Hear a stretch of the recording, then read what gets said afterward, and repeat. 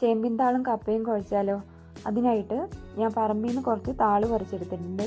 മൂക്കാത്ത താള് നോക്കിയിട്ട് വേണം എടുക്കാൻ. എന്നിട്ട് അത് കഴുകിയിട്ട് നമുക്ക് നാരൊക്കെ കളഞ്ഞ് ഒന്നും കൂടെ കഴുകിയിട്ട് വേണം അരിഞ്ഞെടുക്കാൻ.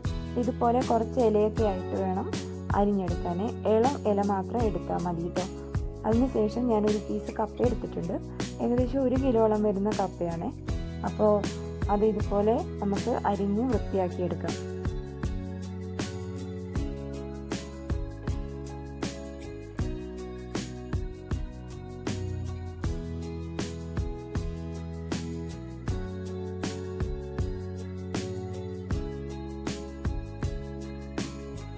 കപ്പയുടെ തൊലിയൊക്കെ കളഞ്ഞ് കഴുകിയിട്ടൊന്ന് അരിഞ്ഞെടുക്കാം കേട്ടോ.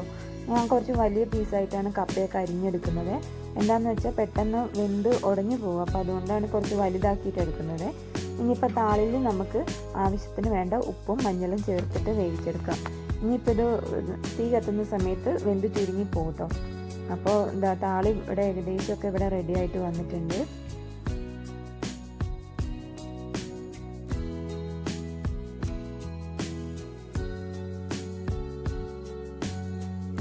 താള് വെന്തതിന് ശേഷം മാത്രം വാളംപുളി പിഴിഞ്ഞ് ചേർത്ത് കൊടുക്കുക കേട്ടോ. താള് ചൊറിയാതിരിക്കാൻ വേണ്ടിയിട്ടാണ് പുളി ചേർത്ത് കൊടുക്കുന്നത്. അപ്പോൾ ഇതുപോലെ ഞാൻ പുളിയൊക്കെ ചേർത്ത് ഒന്ന് തിളപ്പിച്ചിട്ട് ഇത് ഓഫ് ചെയ്യുന്നുണ്ട്. കപ്പ ഇവിടെ വെന്ത് വന്നിട്ടുണ്ട്. നമുക്കിതിൻ്റെ വെള്ളമൊക്കെ കളഞ്ഞ് എടുക്കണം.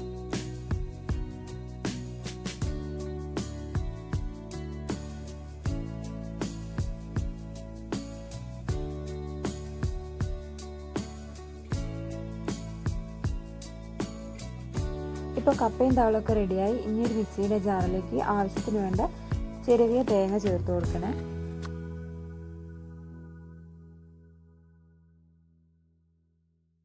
ഇനി തേങ്ങയിലേക്ക് പച്ചമുളക്, ചെറിയുള്ളി, വെളുത്തുള്ളി, ജീരകം, കറിവേപ്പില, മഞ്ഞൾപ്പൊടിയും ചേർത്ത് ഒന്ന് ഒതുക്കിയെടുക്കുക കേട്ടോ.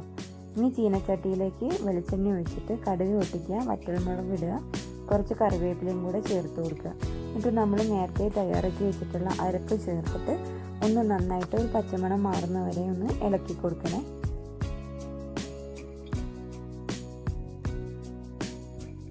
ഈ മസാലയ്ക്ക് വേണ്ട കുറച്ച് ഉപ്പൂടെ ചേർത്ത് കൊടുക്കണം. എന്നിട്ട് ഒന്നും കൂടെ നന്നായിട്ട് മിക്സാക്കി കൊടുക്കുക. അതിലേക്ക് നമുക്ക് ആദ്യം താള് ഒഴിച്ച് കൊടുക്കാം കേട്ടോ. താള് ഒഴിച്ച് അതിന് ശേഷം നമുക്കതിലേക്ക് കപ്പ ചേർത്ത് കൊടുക്കാം.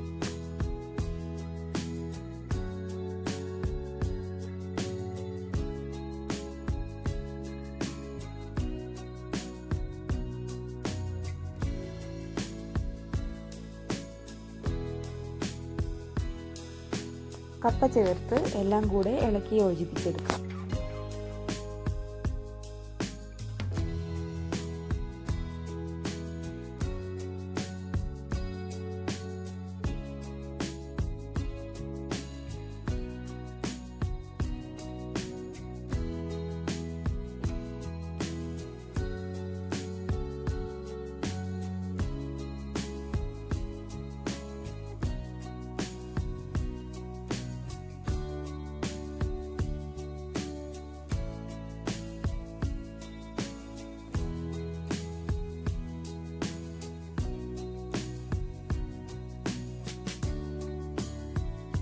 ഇപ്പോൾ കപ്പയും താളും കുഴച്ചത് ഇവിടെ റെഡി ആയിട്ടുണ്ട്. ഇത് നമുക്ക് ചോറിൻ്റെ കൂടെ തന്നെ കഴിക്കാൻ ഭയങ്കര ടേസ്റ്റാണ്.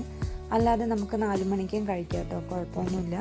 അപ്പോൾ എല്ലാവരും ഈ റെസിപ്പി ഒന്ന് ട്രൈ ചെയ്ത് നോക്കണം. ലൈക്ക് ചെയ്യണം, ഷെയർ ചെയ്യണം, സബ്സ്ക്രൈബ് ചെയ്യണം. Okay, thank you.